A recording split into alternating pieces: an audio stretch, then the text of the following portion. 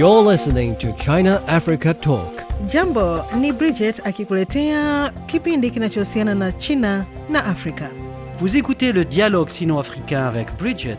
Everything China, everything Africa. Olá, você está ouvindo China Africa Talk com Bridget. سيداتي وسادتي مرحبا بكم في الحوار الصيني العربي مع بريدجيت. Hello and welcome back to the program. This is China Africa Talk. I'm Bridget Mutambi-Dwa and I bring you discussions on what's happening with China and Africa from a Chinese and African perspective.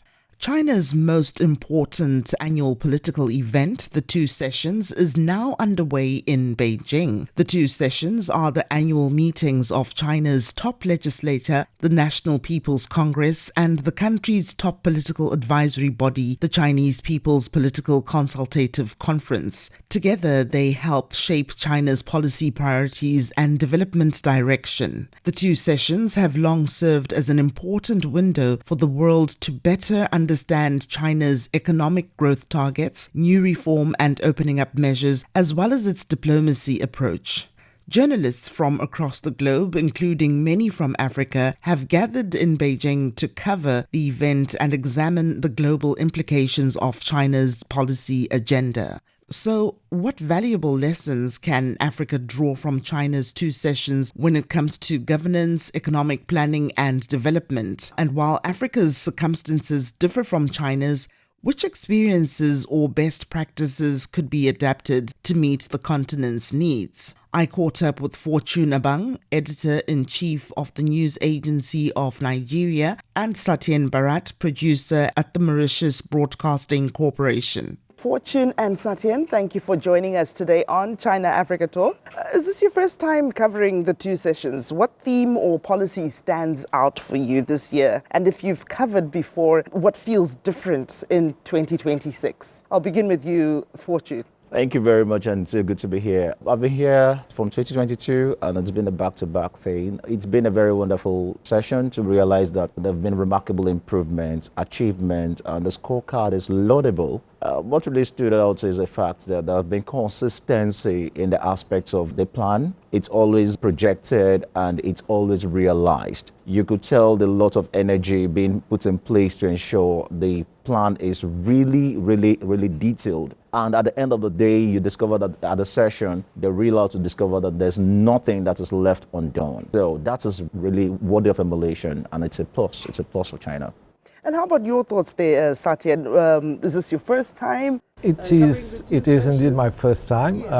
I came to China for the very first time last year. I was here for 4 months at the invitation of the CIPCC. I stayed for 4 months. And during that 4 months, we were exposed to Chinese history and its culture and how China became the powerhouse it is today. And we were also given a glimpse of how the 5-year plan works out. And this time I had the chance to come and see it all by myself. You always see those images on TV, and today being part of the event is for me something wonderful. Now going back to the 5-year plan, this is what determines where China is going. And what I like about the plan is that it not only shapes the path forward, but it also stops and see, are we lagging behind somewhere? Is there something which is not going on as good as should have been? Is there something we should refocus on? Is there something we should drop? Is there something we should add? So these are things that work out very good. This is something which should inspire a lot of countries to have plans for the coming 5 years, 10 years, 15 years, 25 years. So you can prepare how you're going to shape the future for the younger generation coming. Fortune, in the government work report unveiled at the Two Sessions, China has outlined its achievements and set out its future key development targets. What are your views on the report, and which key points are relevant to Africa?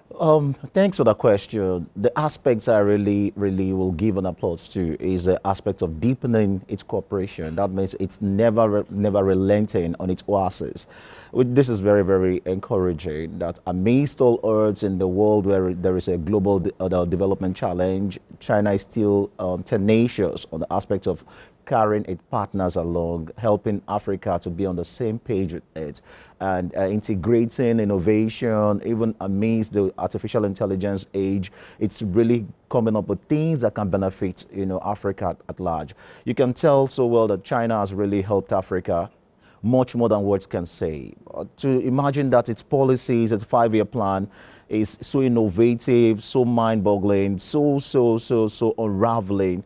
It's more than words can even imagine. You know, I looked at the plan in terms of its partnership, its area, its focus on artificial intelligence, its plan to deepen its partnership with Africa, its cooperation with Africa, against all odds in area of security, bettering the well-being of the people, bettering the lots of the citizenry, and increasing its investment in that area. This is something that is really breathtaking and much more catchy.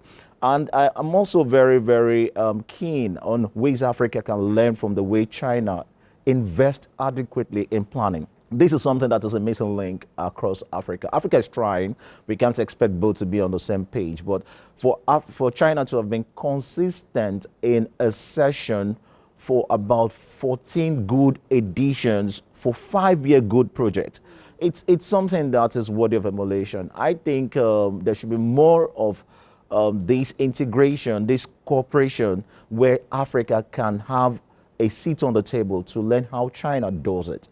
And then we get to see African countries implementing it. Then before long, you get to see African countries doing what China is doing. And before, I think that would be something worth much more than laudable. Okay, all right. And over to you, Satyen. As China begins its 15th 5-year plan, which development strategies interest you the most? And what experience do you think your country can draw from it, or even your region? Like Fortune said, what's good is that the plans that China has, it's not only for within China, but from also outside China. Yes. And we know that China and Africa have been collaborating over the last 70 years with diplomatic ties tying Africa and China for very long. Now, China has a huge advance on the rest of the world, and especially compared to Africa. Africa has been lagging behind in a lot of sectors. We didn't have the means to go very far. Most of Africa has been colonized and then left behind in a pitiful state. And so now they're trying to catch up, to grow as nations, right? And China is a big friend in helping us achieve this in a lot of different sectors, be it development, be it science, be it technology, making railways or developing roads or developing infrastructures, airports. So China is a big friend. But now I think that today in the world of technology, the areas where I think China could help us the most is where China has become the #1 in terms of technology, in terms of solar energy, green energy, in terms of electric cars, in terms of computing power, AI. Okay, so this is what is going to dominate the world in the coming years, right? So if we think about that, I would love to see China help us more in terms of technology, because I think education-wise, Africa has grown up now. Most of the Africans have a good level of education. So now what we need is to get a little more help in a few complex areas where we don't have the R&D, the research and development facilities. So in this, China could help us to grow a little bit faster. Just to chip in on what they're saying, if you check properly, one strength Africa has that is unharnessed is that of population strength, especially with the young generation. And I know China has been doing a lot in terms of technological advancement and people-to-people relations.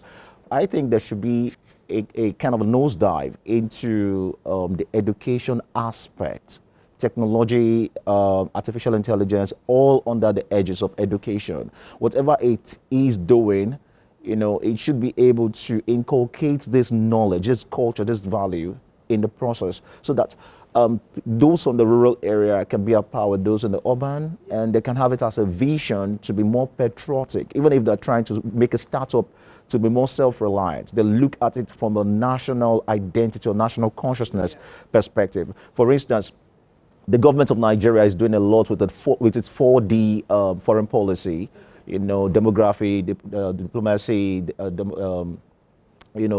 diaspora. And it is doing this to make sure that it carries its people along and solve a lot of problems.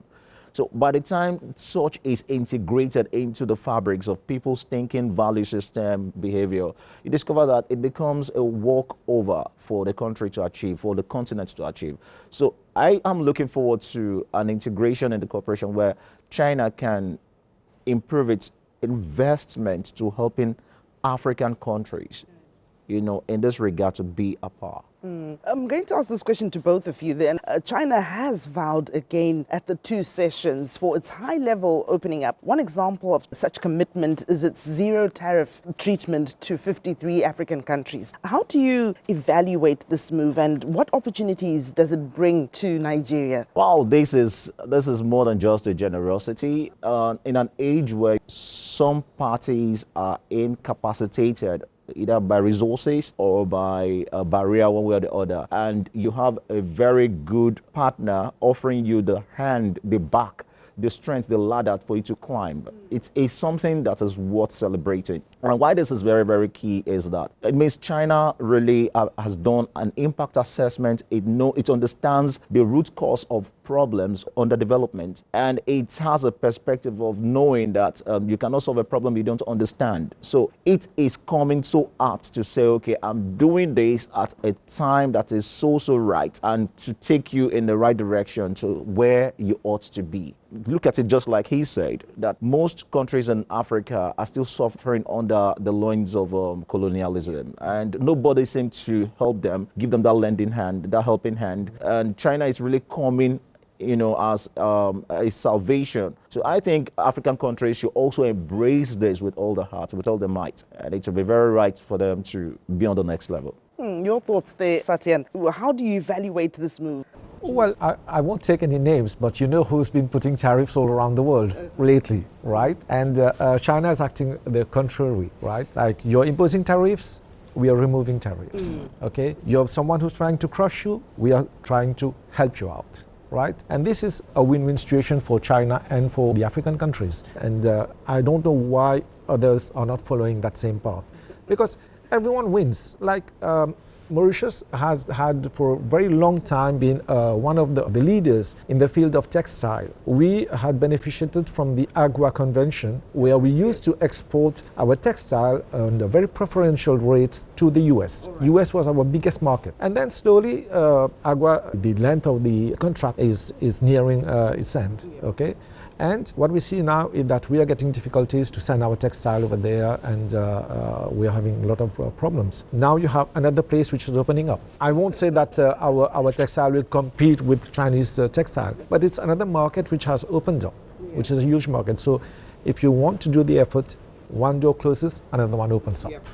Fortune, the 2 sessions highlight priorities such as digital technology, green development, high-tech industries in the coming years. Where do you see most of the promising opportunities for cooperation between China and Nigeria? I see it most realizable in the area of startups, in the area of artificial intelligence operation. For instance, Nigeria really sets the pace by taking the lead in regulating artificial intelligence operation across Africa, which is very, very key. By the time it gets effectively implemented, it will help a great deal to advance the course, of this technological advancement. Before now, Nigeria has always prioritized the area of technological advancement in agriculture, in education, and also in other aspects of tech industries. The only aspect I see that is really slowing the pace is that of support system. Nobody can really make the world alone. You need support, you need partnership. And having China as a support in terms of deepening cooperation, in terms of strengthening the bilateral relations and trade and everything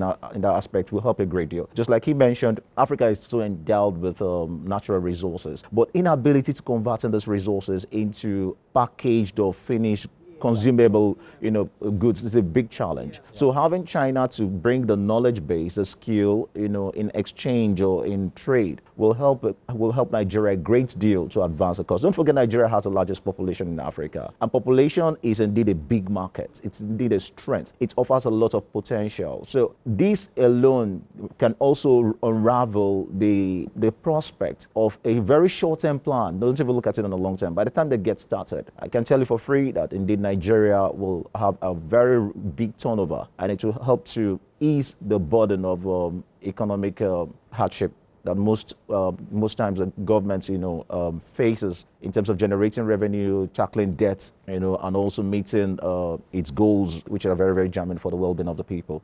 Satyen, this year marks the 105 years since the founding of the Communist Party of China. Based on what's discussed around the two sessions, such as poverty alleviation, anti-corruption efforts, environmental governance, and economic planning, what lessons can Africa learn from CPC's governance? We spoke lengthily about this when we were in China last year among African colleagues. We were around 25 African colleagues. We said, why can't we become the next China? Why can't we become as good as China? And then we found out that one of the biggest problems that we may have is that of language. Africa is split between English-speaking countries, French-speaking countries, Portuguese-speaking, and no one seems to be to come up with a single language policy. Now, China is vast, but the leaders of China made sure that everyone speaks a single language. China is so vast, you have a single time frame, right? It's 6 p.m. in Beijing, it's 6 p.m. in Urumqi. And then we also have this problem that, as I spoke earlier, we have been colonized and we have suffered a lot. And the colonizers, when they left the country in a very poor shape. Most of the countries are still struggling to come up and assert themselves, right? And the political system, there you have different systems. So how are we going to unite them together, right? This is one of the biggest challenges. So for me, we have to learn a lot from China, and it's going to be very difficult to achieve what China has achieved, right? Speaking about poverty, I was so surprised when I came last year. I was really shocked that everything is so spick and span here. It's clean. It's beautiful. We learned about how China had done wonders to alleviate poverty. So nobody in China lives under the strategic poverty line, right? And this is very far from the truth in Africa, right? In Africa, we still have people who don't have access to basic needs like water, like electricity, like food, like education. So for us, it's going to be a long way ahead, a very long way ahead. Africa should take together and develop some kind of policy which all countries should be given a timeline and a time frame, and say, okay, you have to try to respect this and try to work together. I don't know. Fortune, from your perspective, what ripple effects will the two sessions have on the globalization, the development of the global south, and China's cooperation with Africa over the next few years? Let me start by saying we should take the lessons from the success recorded. What is China really proving with its two sessions? It's attracting a lot of people from across the world. It has used these two sessions to bring people from across the world into a room, making it a global affair. It's not saying it's just NPC thing, it's just the conference thing. It's everybody. You can find people from Europe, from Africa, from Asia, from Middle East, all present. The diplomatic community, you could see the beauty of one mind, one heart, coming to learn, coming to understand, coming to appreciate, coming to connect, and coming to find ways of solutions that can be sustainable. It is already shaping the world narrative, shaping the world image, shaping the world path into sustainable development, sustainable goal. Let's even take another lesson. It's not the first time, it's not the second time. There's a 14th edition of a 5-year planning, processing, and effective implementation. When you want to carry out a plan, it takes a lot of energy. It takes a lot of resources, a lot of time, a lot of focus. And now by so doing, you evaluate the process and do your impact assessment to make sure that you didn't fail. And even if you failed, you take the lessons to correct them in the next edition. It is opening vistas for networking, for partnership, for public-private participation. You could see people from all walks of life, present, represented, just to come learn, to come see, to come buy in, to come connect. I wouldn't have been here if such a thing was not open. And look at it properly. It wasn't just about a political party thing. It was it was all-encompassing, all-embracing. So this is one of the things I think that the world over should also emulate. It's failure to look without learning. Emulate how this thing works. Learn from what works. Adopt and adapt yourself into it and see how you get results. And another aspect we are not looking at is that China is localizing this process. It is using its own local strategy to connect into modernization. This is a pathway. It has used it to solve issues about poverty, insecurity, and you know so well that anything China is doing, it is what it practices. It has this policy trust that it has been so tenacious about, which is the non-interference policy and approach to international relations. And this is what it is also preaching. Don't interfere in another nation's sovereignty. Exactly. Which is what the world should be. China is not doing what it is telling you it is imagining. It is telling you what it should be, what it has practiced, what it is doing to make sure it gets results. So if you're seeing where success lies, why sit on the bench of failure? I would like to just add something. We were speaking about Africa a little bit earlier. We have another big problem in Africa. Here, the perennity of the previous 5-year plans have made China grow up to what it is today. But in Africa, we have the very bad habit that whenever there's a change in regime, the first thing is they did everything wrong. Let's pull everything down and then let's start building again. So it's never like building a pyramid. You have a very solid base like China. It's growing steadily, right?